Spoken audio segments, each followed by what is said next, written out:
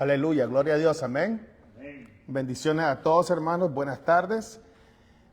Quiero darle gracias a Dios por cada uno de ustedes y aquellos que nos visitan en las redes sociales.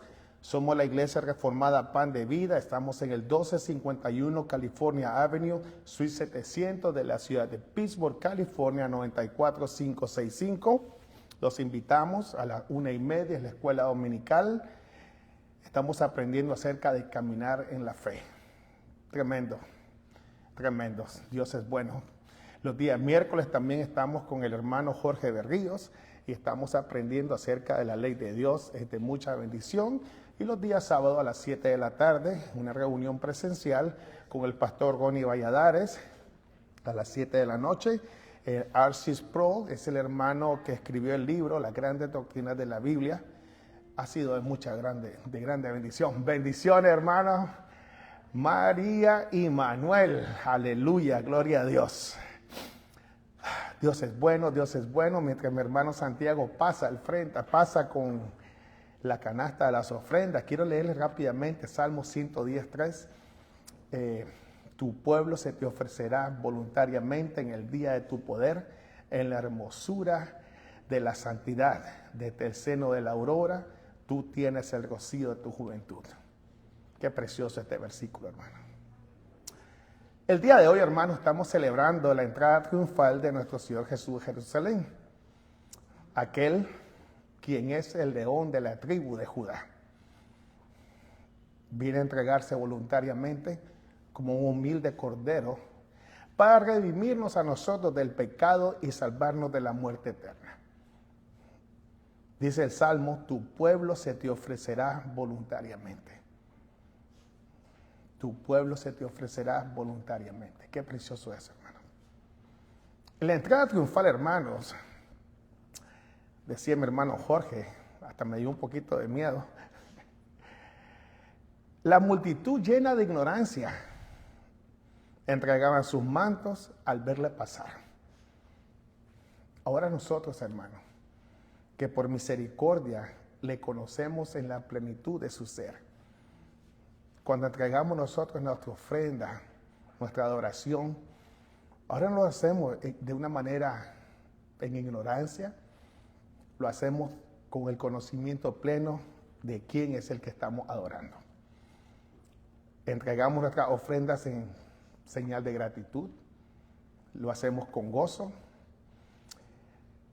porque Silo es la palabra que usa ahí, es el nombre, que significa aquel a quien pertenece el cetro, dice, el rey, dice. Ese rey llegó a nuestras vidas, hermanos. Y llegó a nuestras vidas y nos compró para sí mismos, hermanos. En ese día, en la entrada triunfal, en el día de su poder, como dice el versículo, el día en que el Señor, ya la última semana, comenzó todo lo que nosotros ahora conocemos como la última semana, nosotros celebramos la entrada, pero sabe una cosa, hermano, también es el comienzo de su victoria final en la cruz. Y esa victoria final en la cruz del Calvario fue para redimirnos del pecado y unirnos eternamente a Él en un solo pueblo. Qué bendición más grande, hermano. Dios es bueno, amén. Esta tarde vamos a estar meditando en Mateo 21, del 1 al 11, y el tema es el león que vino a vencer como cordero. El león que vino a vencer como cordero. Mateo 21, versículos del 1 al 11. Si nos ponemos, se ponen de pie, hermanos, vamos a leer todos juntos la bendita palabra del Señor. El león que vino a vencer como cordero. Y así dice la bendita palabra de nuestro Señor. Cuando se acercaron a Jerusalén y vinieron a Betfagé, al monte de los olivos, Jesús envió 2 discípulos, diciéndoles, id a la aldea que está enfrente de vosotros, y luego hallaréis una asna atada y un pollino con ella, desatarla y traérmelos. Y si alguien os dijere algo, decid, el Señor los necesita y luego los enviará. Todo esto aconteció para que se cumpliese lo dicho por el profeta cuando dijo: decid a la hija de Sión, he aquí, tu rey viene a ti, manso y sentado sobre un asna, sobre un pollino, hijo de animal de carga. Y los discípulos fueron e hicieron como Jesús les mandó. Y trajeron el asna y el pollino y pusieron sobre ellos sus mantos, y él se sentó encima. Y la multitud, que era muy numerosa, tendía sus mantos en el camino, y otros cortaban ramas de los árboles y las tendían en el camino. Y la gente que iba delante y la que iba detrás aclamaba, diciendo: Hosana al Hijo de David, bendito el que viene en el nombre del Señor, hosana en las alturas.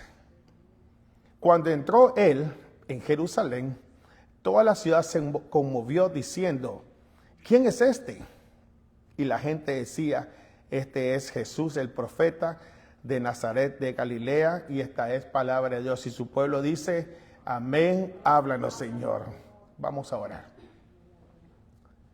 Bendito Rey, Dios y Padre, nos acercamos humildemente esta tarde, Señor, con corazones, Señor, contritos y humillados, Señor, reconociendo, Señor, nuestras fallas, nuestras culpas, nuestros pecados, nuestras rebeliones delante de ti, Señor.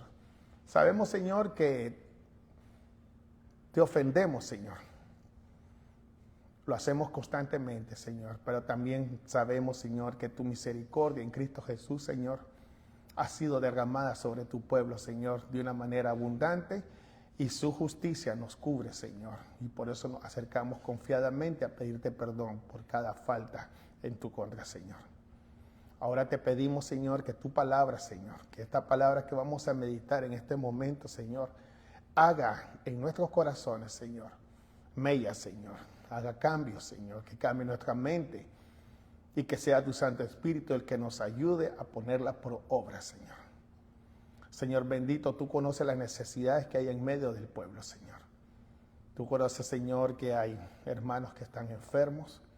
Tú conoces que hay familiares que están enfermos, Señor, y necesitan, Señor, que tú intervengas, si así tú lo deseas, Señor, en sus vidas, Señor.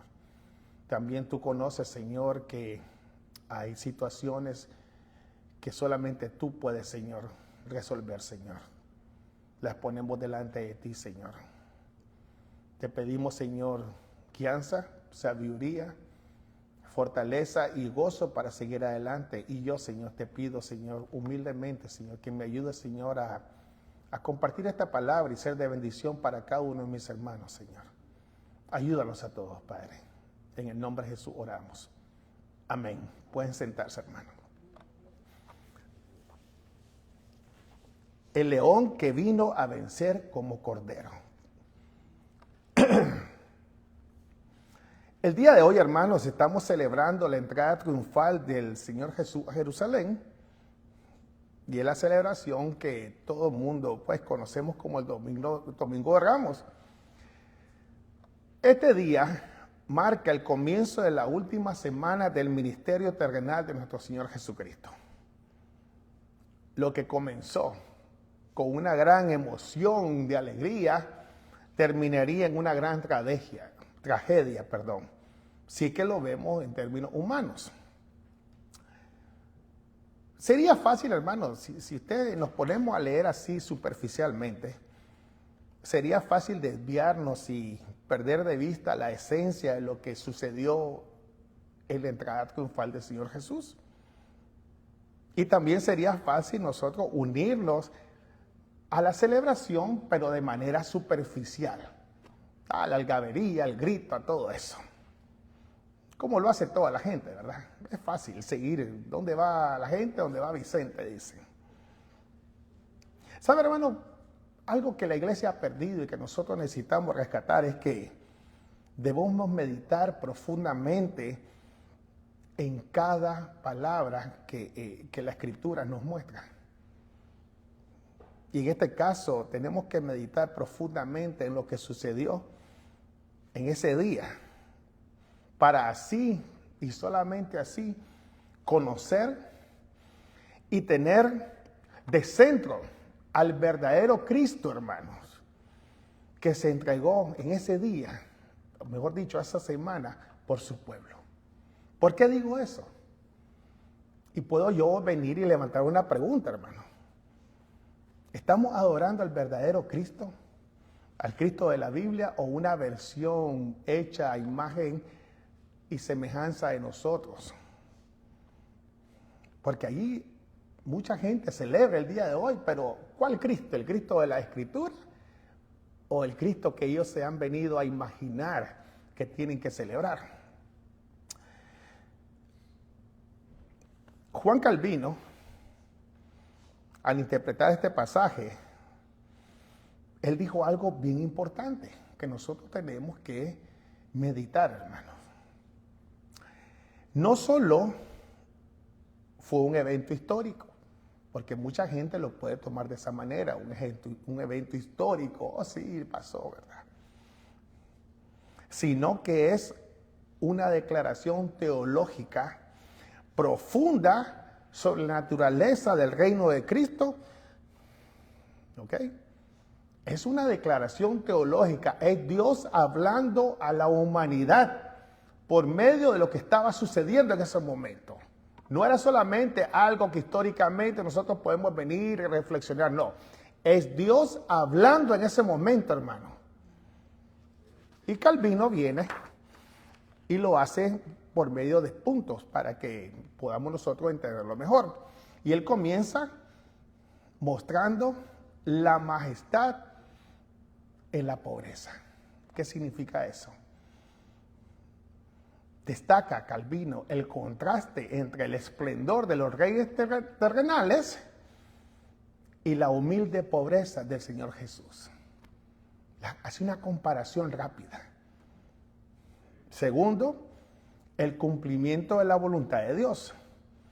Todo lo que sucedió ese día estaba bajo la voluntad soberana de Dios.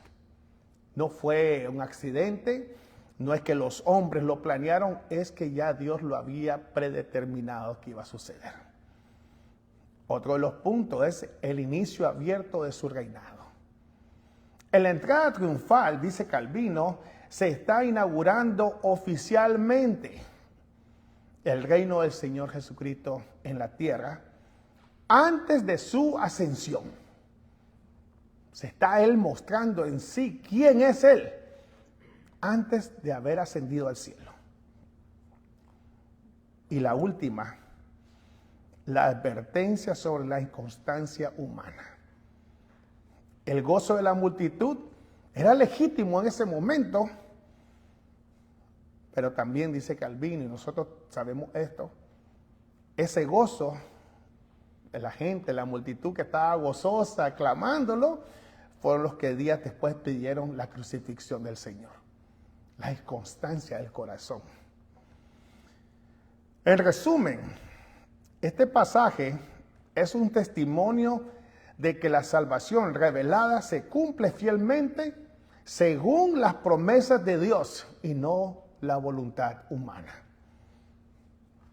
Viene Dios, nos presenta a un mediador, hermanos, a un mediador que nos libera para siempre del pecado y la consecuencia de este, que es la muerte eterna o la separación con Dios. ¿Y cómo lo hace? Sí.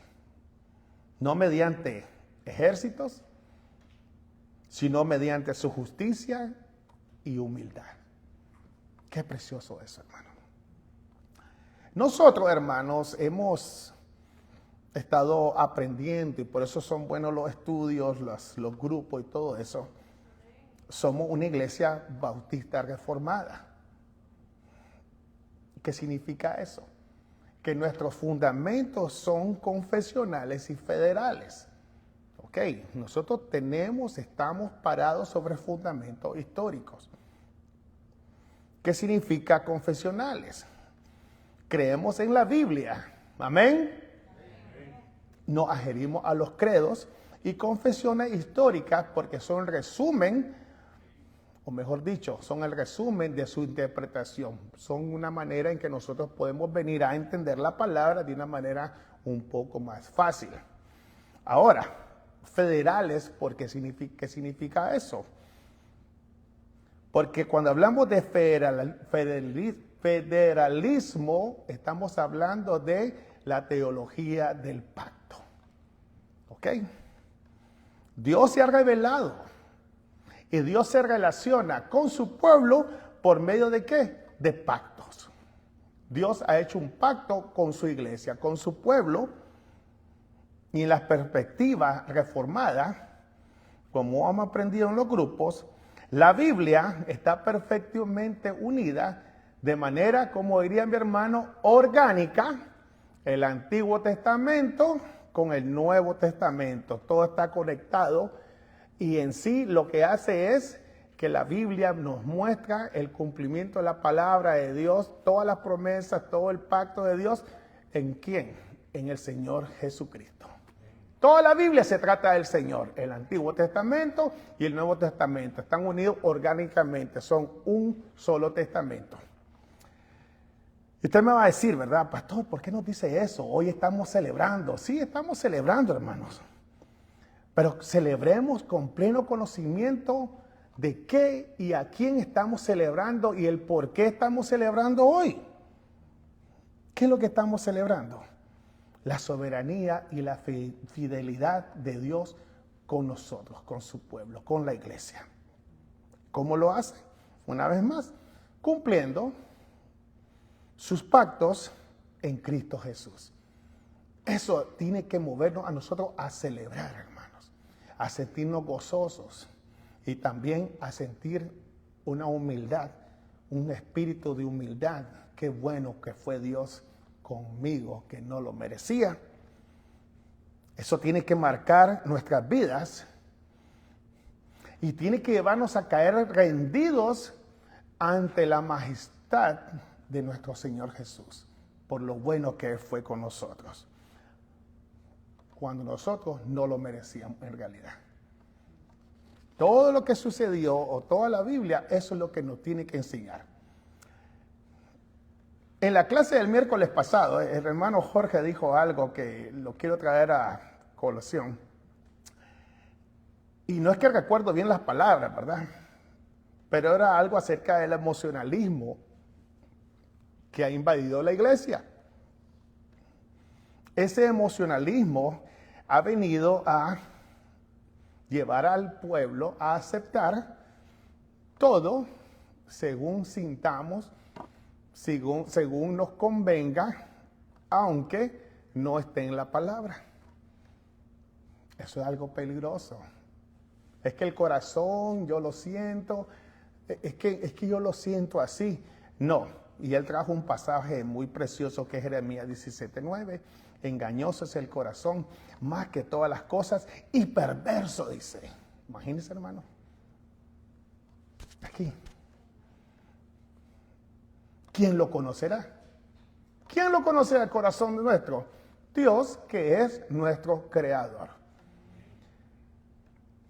Cada palabra, cada historia, cada expresión y aún los puntos geográficos que encontramos plasmados en la Biblia, hermanos, tienen un propósito. Y nosotros debemos poner mucha atención. Y hermanos, este pasaje, precisamente este pasaje, hermanos, es uno de los ejemplos más preciosos que podemos encontrar en la palabra de Dios. Cuando nosotros estudiamos la palabra, debemos de tener mucho cuidado al interpretarla. Y debemos de seguir las reglas de interpretación lo mejor que podamos. Hay algo que se conoce como la semilla, el plano y el cumplimiento. ¿Ok? La semilla, el plano y el cumplimiento. Esa es la mejor manera para entender las profecías. Y vamos a comenzar con el capítulo 21, versículo 1. Vamos a tratar de utilizar rápidamente estas reglas para que entender de una manera más clara qué es lo que está sucediendo aquí. Dice, cuando se acercaron a Jerusalén y vinieron a Betfagé, el monte de los olivos, Jesús envió 2 discípulos. Cuando el Señor Jesucristo entra a Jerusalén, Él no viene por un accidente, hermano. Tampoco lo hace a escondidas. Todo estaba plenamente ya planificado, hermano. Para entender eso, debemos recordar la actitud de nuestro Señor Jesucristo antes precisamente de este momento. Si ustedes miran bien cómo era la actitud del Señor Jesús, Él obraba milagrosamente. ¿Y qué decía? ¿Qué le decía a aquellos que recibían el beneficio de un milagro? No le digas a nadie. Quédate callado. ¿Verdad que eso hacía? Él no quería que se escuchara la fama, no quería que hubiera algabería, no quería nada de eso. Siempre hacía las cosas y él se reservaba. Pero antes de esta entrada sucede algo y está en el capítulo 20, en los versículos 29 al 34. Y es que él ya venía haciendo milagros. Había resucitado a Lázaro, había sanado a gente. Y aquí dice en el versículo 29 del capítulo 20 que él se encuentra, dice, o mejor dicho, él va caminando y estaban sentados 2 ciegos junto al camino. Y dice el versículo 30, cuando oyeron que Jesús pasaba, ¿qué sucedió? Dice que clamaron ellos. Salió un grito de lo más profundo de su corazón. ¿Y qué fue lo que dijeron? Señor, Hijo de David. Señor, Hijo de David, ten misericordia de nosotros. Se imagina, hermano. El Señor, ¿cómo era antes la actitud? Callados. No digan a nadie. No, voy a hacer un milagro, pero no digan. Pero ahora Él viene, va caminando y no les dice, cállense. Él permite, Él deja. Dice que la gente en el versículo 31 los reprende, le dicen, cállense. Cállense. Pero ¿qué sucedió? Ellos clamaban más. Señor, Hijo de David, ten misericordia de nosotros. Y el 32, aquí sucede algo que tenemos que poner atención. Dice que el Señor se detuvo y los llama. Y les dice, aquel que conoce todo, hermano, aquel que ya sabe cuál fue la intención de estos 2 ciegos, dice que los llama y les dice, ¿qué queréis que os haga? Los confronta directamente. ¿Qué quieren de mí? Les dice. Ellos le dijeron, Señor, dice, que sean abiertos nuestros ojos. Entonces Jesús, ¿qué dice ahí? Compadecido, dice. Él fue condescendiente, Él tuvo misericordia. Dice que les tocó los ojos y enseguida recibieron la vista. ¿Y qué sucede? Ellos le siguieron. En aquel tiempo, la gente al escuchar, porque eran distancias cortas, la gente al escuchar eso, no crean, ahí se juntó todo el barrio, todos los vecinos, todos los amigos. ¡Hey, Pablito el ciego, Mario el ciego, están viendo! ¡Wow! ¿Qué están viendo? ¿Qué pasó? Y dice que la gente estaban alegres y empiezan a caminar con él y a seguirlo. Y ahí donde llegan a Jerusalén.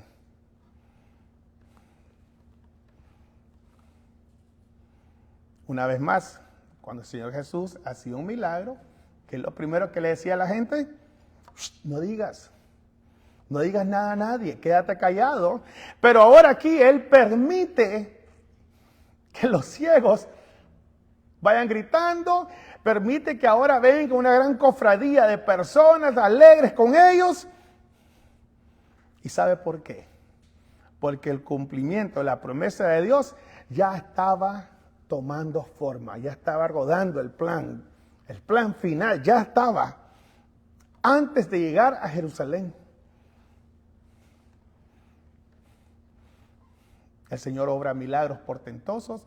Los apóstoles miran la transfiguración. Ellos ya entienden quién es el Señor. Ahora vienen los dos ciegos y claramente declaran abiertamente su identidad. Señor, Hijo de David. Qué tremendo eso, hermano. La puerta donde el Señor Jesucristo entró en ese día tiene un gran significado. Era la puerta occidental o la puerta dorada, la puerta hermosa, se conoce. Y según la Biblia, en Ezequiel 10 y 11, ahí es donde la gloria de Dios había salido cuando abandonó el templo a consecuencia de la desobediencia y de la idolatría del pueblo. Dios se había abandonado, o mejor dicho, la gloria de Dios había abandonado a Jerusalén. ¿Y por dónde salió? Por ahí. Y viene el profeta Ezequiel en el capítulo 43, viene y dice, pero por ahí mismo va a entrar la gloria de Dios una vez más. Y en ese momento, cuando el Señor entra por ahí, ¿qué está haciendo? Se está cumpliendo esa profecía de que la gloria de Dios, Cristo Jesús, iba a entrar ya no en una manera invisible, sino que ahora de manera visible, como sentado sobre un burrito. Qué tremendo, hermano. Qué tremendo eso.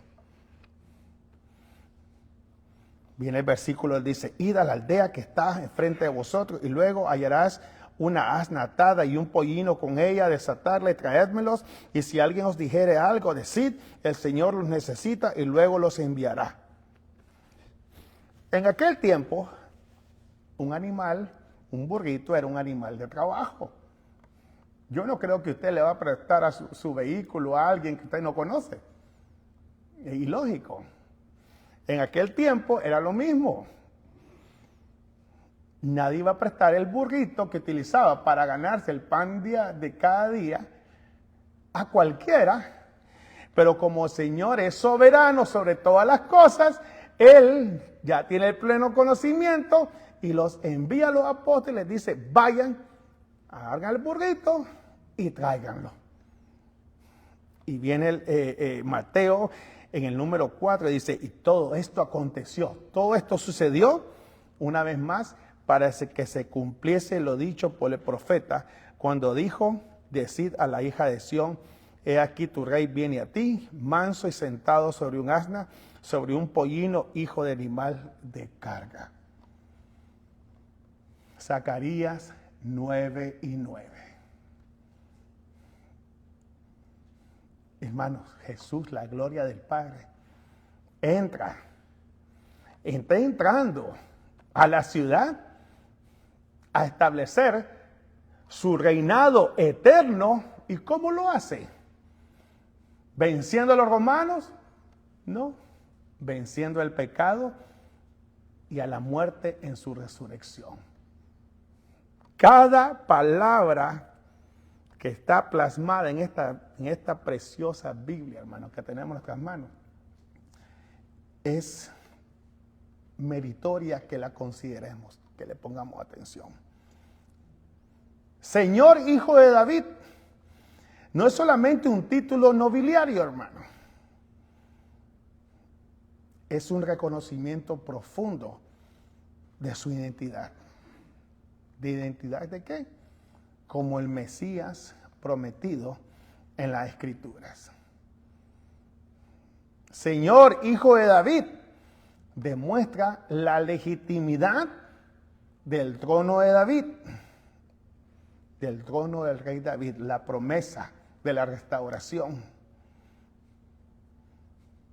Cuando los ciegos le dicen, la idea de ellos que tenían del Mesías, cuando los ciegos empiezan a gritar, Señor, Hijo de David, ten misericordia de nosotros, sánanos, sánanos, es porque la idea o la creencia popular era que el Mesías iba a traer sanidad física, espiritual y política a su pueblo.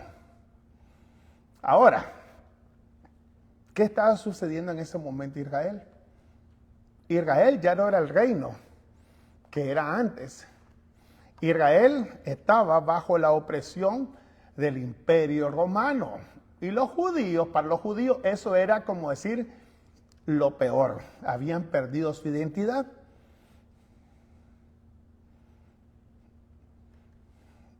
Todo esto tenemos que ponerle mucha atención nosotros.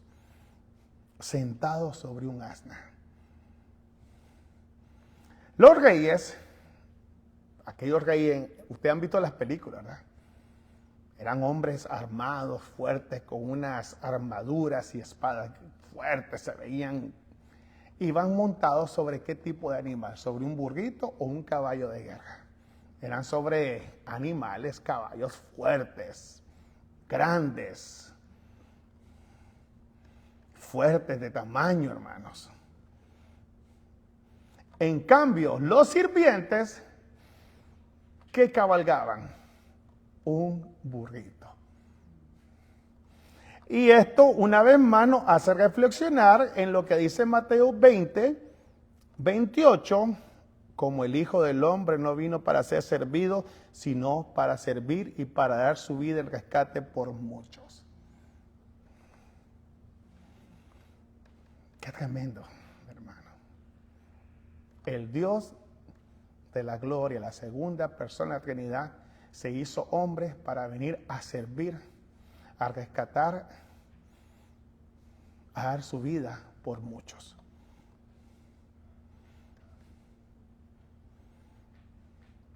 Cristo es el cumplimiento exacto de las Escrituras.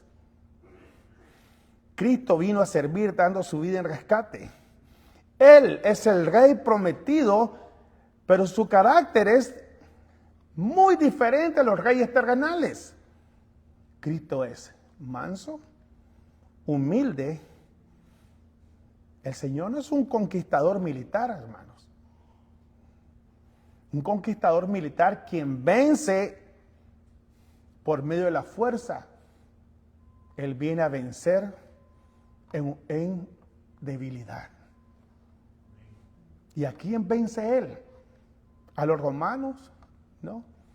Al enemigo más poderoso que tenemos usted y yo, que es el pecado y la consecuencia eterna que trae que se llama la muerte. Nadie podía vencerla, solamente Jesús, el Rey de Reyes. Cuando nosotros pensamos todo esto, hermano, rápidamente, nuestra fe no está basada en emocionalismo, hermano. No está basada en historias. Nuestra fe está basada en la fidelidad soberana de Dios. En que Él es fiel para cumplir sus promesas. ¿En quién? En Cristo.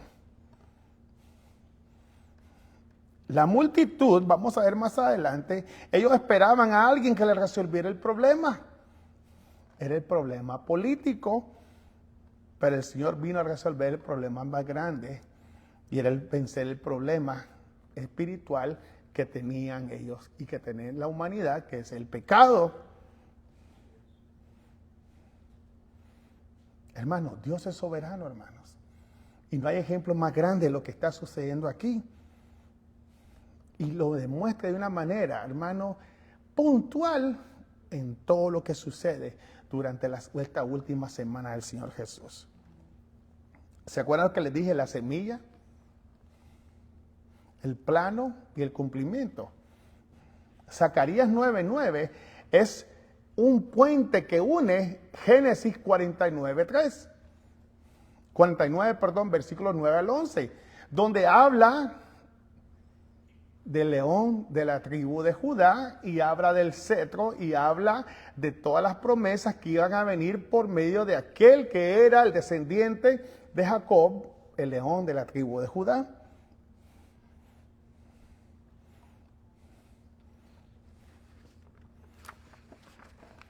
¿Qué significa el león?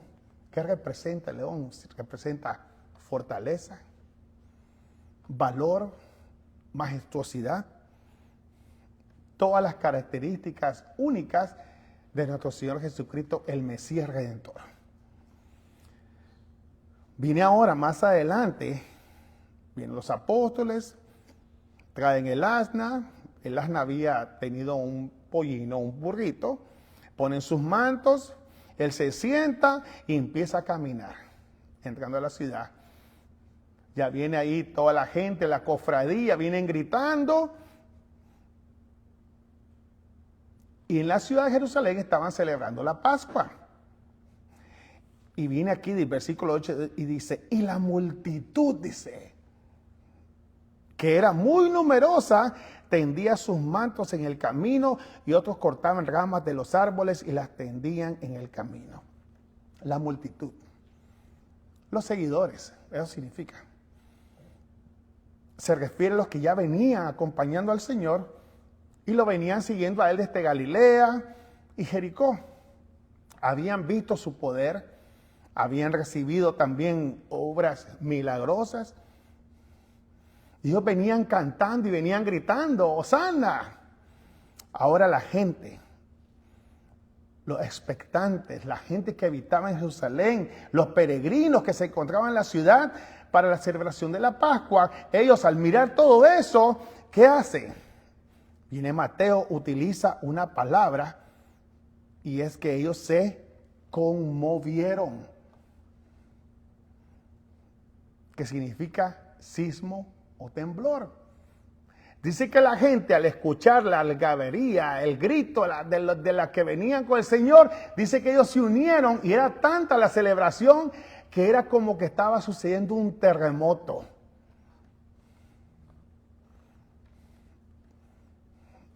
Y todos gritaban, ¡Hosana! ¡Hosana al Hijo de David! Bendito el que viene en el nombre del Señor, ¡Hosana en las alturas! Hosana significa sálvanos, por favor, sálvanos. Ahora, eso significa.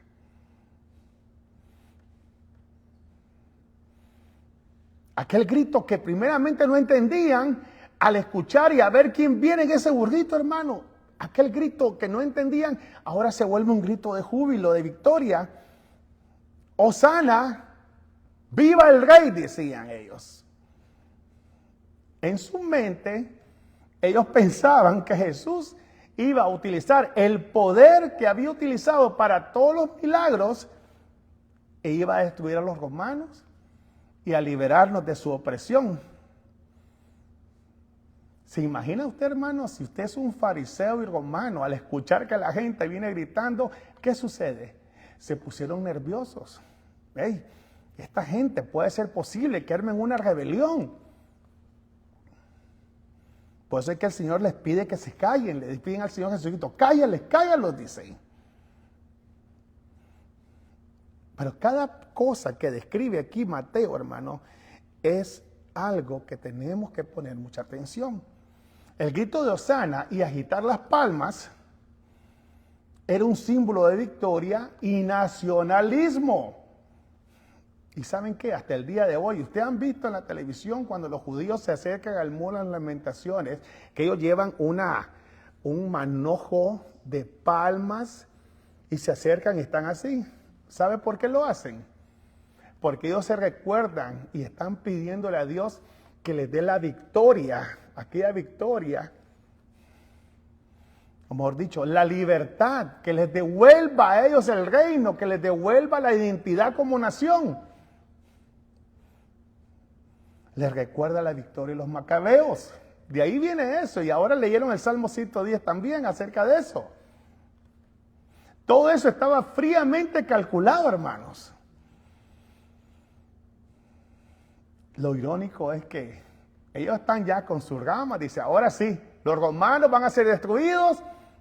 Y lo irónico es que Jesús viene no a salvarlos de los romanos. El Señor viene a salvarlos del pecado. Ahora, hermano,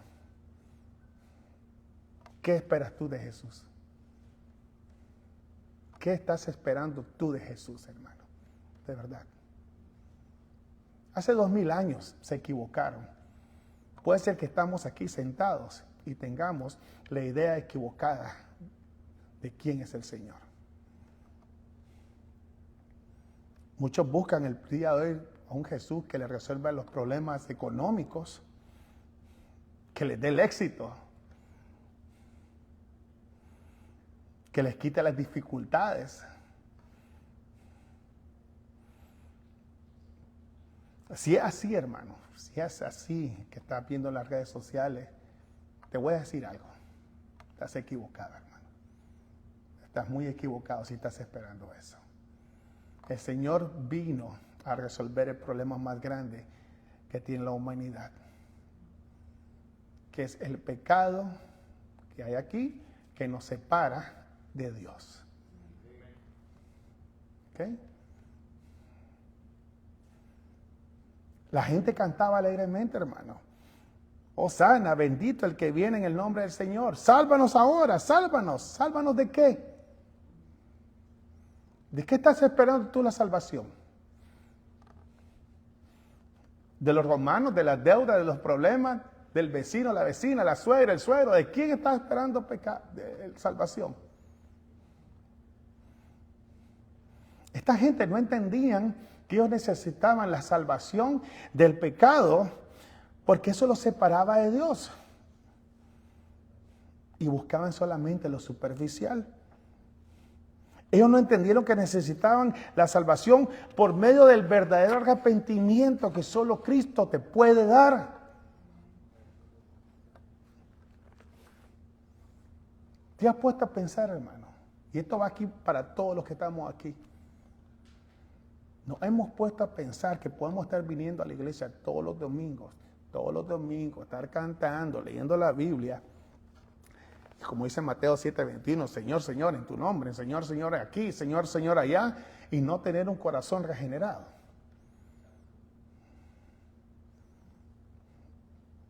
Hermanos, la verdadera adoración nace de un corazón que ha sido regenerado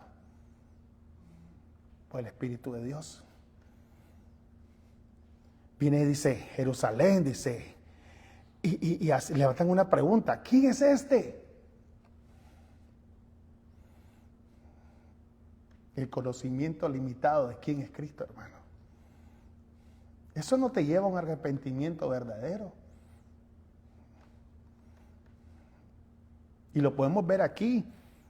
¿Cuál fue la respuesta de la gente? Jesús es el profeta. Y de Nazaret, de Galilea, dicen todavía, hasta conocen la dirección. Hermano, Jesús no es simplemente un profeta, hermano. Jesús no es el genio de la lámpara mágica que está aquí para resolver tus problemas, tus caprichos cuando tú quieras. Solamente tienes que frotar la Biblia para que Él salga así, pueda hacer tu voluntad. Tampoco es un buen maestro. O tampoco es, como muchos piensan, que es un ejemplo de cómo vivir moralmente bien en la vida. ¿Sabe, hermano? Jesús no vino para ser admirado. Y ahí es donde mucha gente pierde el rumbo. Sí, yo admiro al Señor y canta. No. Jesús vino a ser Señor y Salvador, hermanos. Jesús vino a ser coronado, a coronarse en tu corazón, hermanos. Jesús vino a entregar su vida en una cruz para cumplir el propósito eterno de la redención en obediencia a Dios Padre, hermanos. Dejémonos de estar mirándolo a Él con un sentimentalismo vacío. Reconozcámoslo a Él, que Él es el Señor y Él es el Salvador. Y Él merece toda nuestra obediencia y adoración, hermanos. Estoy leyendo un libro de A.W. Pink de soteriología. Y hay un capítulo donde él se basa en Romanos 8:30, la cadena dorada de la salvación, acerca de la salvación. Y aquí, hermanos, sinceramente, mucha gente no entiende qué significa salvación, hermanos. Comienza el hermano, da 4 puntos. El primero es Cristo nos salva del placer. Porque ese es el pecado, hermano. El pecado nos da placer, nos hace sentir bien.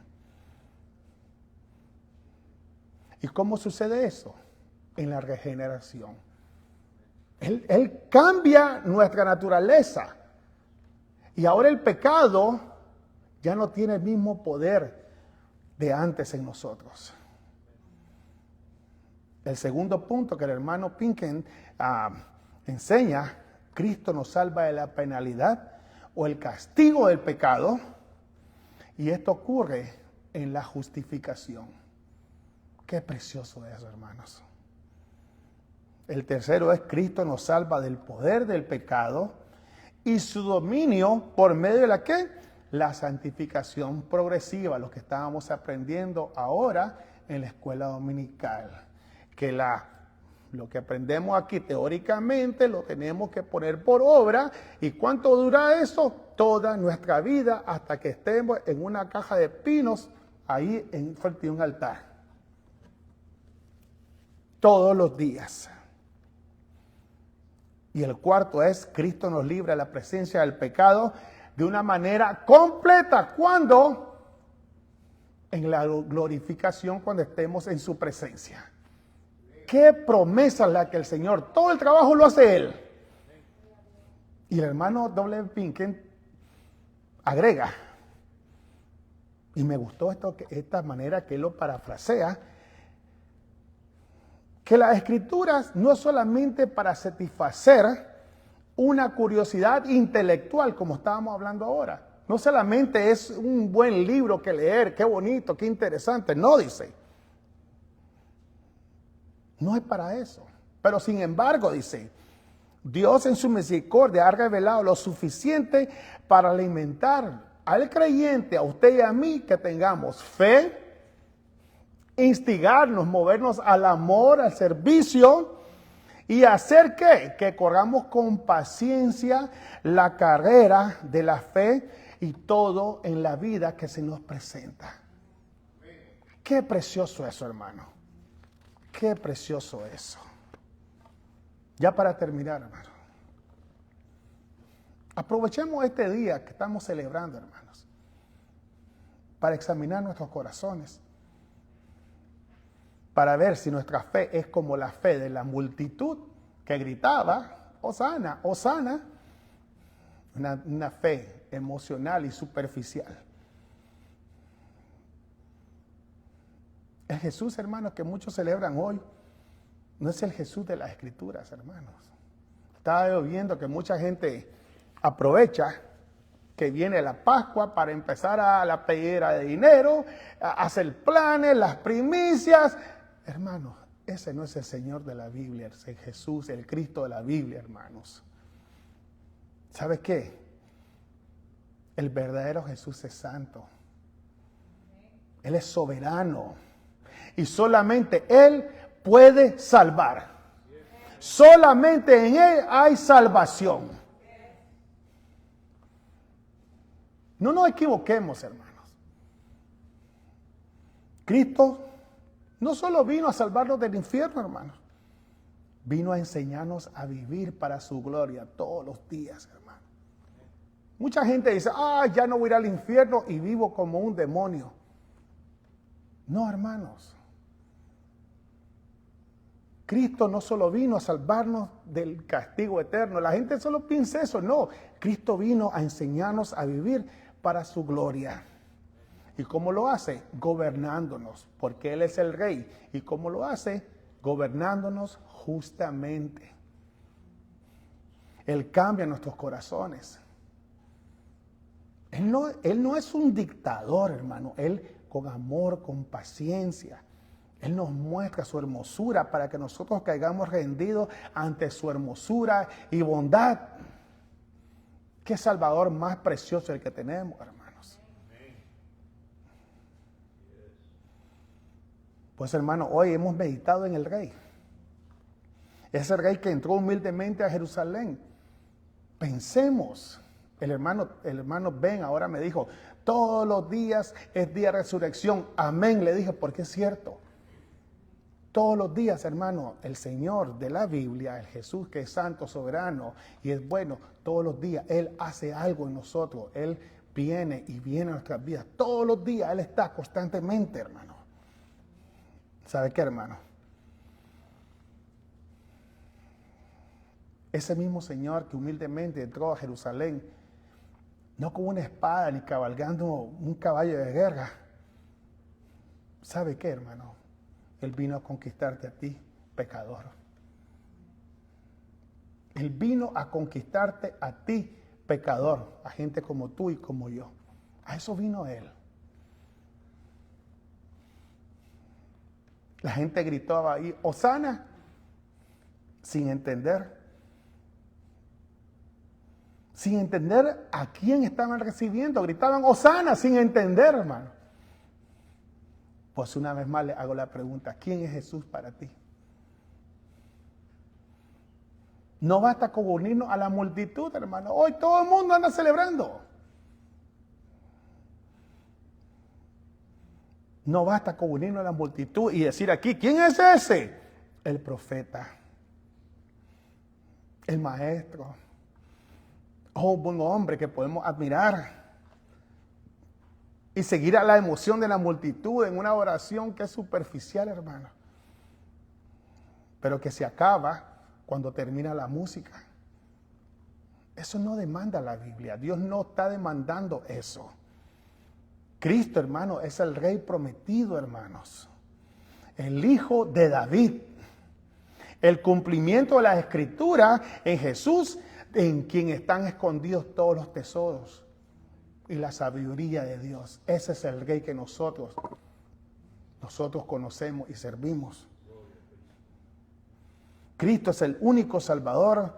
Cristo no vino para ser una opción en nuestras vidas. No lo vino eso. Él vino para hacer todo en tu vida, para ser tu Señor. Él no es la opción A, B, C. Déjame ver qué cojo hoy. No. Él es el única y es la única opción que tenemos. Por eso, hermano, nosotros, hermano, tenemos que esforzarnos todos a la predicación fiel, a escuchar la palabra. Porque ¿sabe qué, hermano? En el Evangelio es donde Él viene y se revela como el Rey. Él viene a nosotros en medio de la predicación, hermano. Usted necesita empaparse de esta palabra y predicarla a otros, hermano.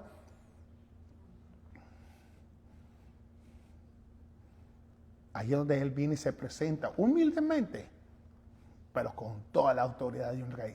Cuando usted le lee la palabra a alguien, le predica, hágalo, hermano. Mire, aquí presenta al Señor, humildemente, pero soberano. Soberano sobre todas las cosas. Y una alabanza aquí decía, Él conoce todo de nosotros, conoce todo de ti. Recordemos, hermano, no podemos esconder nada del Señor. ¿Sabe que el Señor nos conoce mejor que nosotros mismos, a nosotros mismos? Dice que no ha subido el pensamiento a nuestro corazón y Él ya lo conoce, amén. Y recordemos esta verdad, hermano, para que nuestro corazón, y voy a utilizar la misma palabra aquí, sea conmovido, para que tiemble, para que se estremezca hasta lo más profundo de nuestro ser, hermano. Porque es su verdad la que nos confronta. Y si es su verdad la que nos confronta, no hay lugar y no hay pecado que podamos esconder de Él.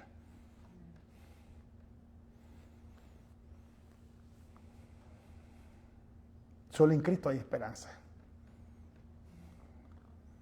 Solo en ella hay salvación, en Él hay salvación. Y solo en Él hay vida eterna. Pero eso sí, para todos aquellos que vienen en arrepentimiento. Y cuando digo esto, por si hay alguien aquí que no conoce al Señor o que nos están viendo en las redes sociales, no te estoy diciendo que tienes que pasar adelante o con tus labios venir y decir aceptar al Señor, porque eso es ilógico. Nosotros no podemos, tú no puedes aceptar al Señor. Él le tienes que rogar que Él te acepte a ti. No tienes que decirlo, tienes que solamente en tu corazón rogarle.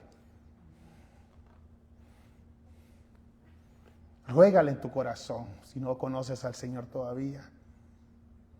Si eres creyente y has pecado, pídele perdón al Señor.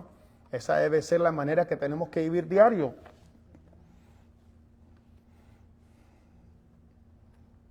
Hagámoslo mientras tengamos aliento, hermano.